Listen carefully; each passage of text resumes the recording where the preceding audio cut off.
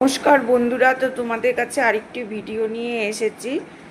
তো ভিডিওটি কেমন লাগলো অবশ্যই লাইক করবে, শেয়ার করবে এবং যদি কিছু জানার থাকে কোশ্চেন করতে পারো ও অবশ্যই কমেন্টস করবে। তো আজকের আলোচনার বিষয় হলো জন্মতিথি ফল।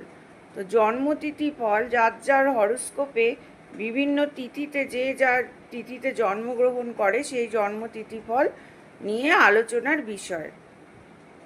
যারা প্রতিপদ তিথিতে জন্মগ্রহণ করে সেই জাতক হয় দরিদ্র, মিথ্যাবাদী, নিন্দুক এবং আত্মদেশী। আর যারা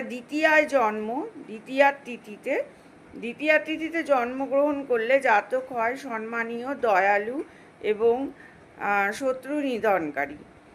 তৃতীয়ার তিথিতে জন্মগ্রহণ করলে জাতক হয় ধনী এবং পরোপকারী, ধার্মিক, জনপ্রিয় এবং সর্বজন উপকারী।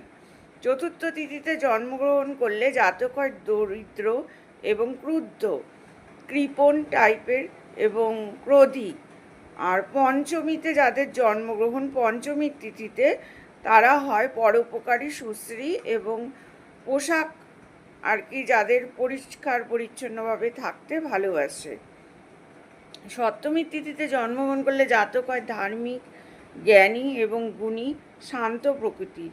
যাদের অষ্টমীর তিথিতে জন্ম তাদের খুবই ভালো হয় ধীর, পরাক্রমশালী এবং ধনী এবং নারীপ্রিয়।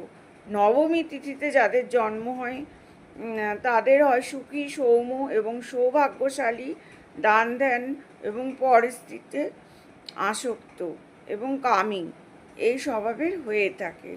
তো আর কার কেমন লাগলো আর কার কোন আর কি জন্মতিথিতে জন্ম সেটাই অবশ্যই কমেন্ট করতে পারো যে কার কুষ্টিতে কোন তিথিতে তোমাদের জন্ম হয়েছে।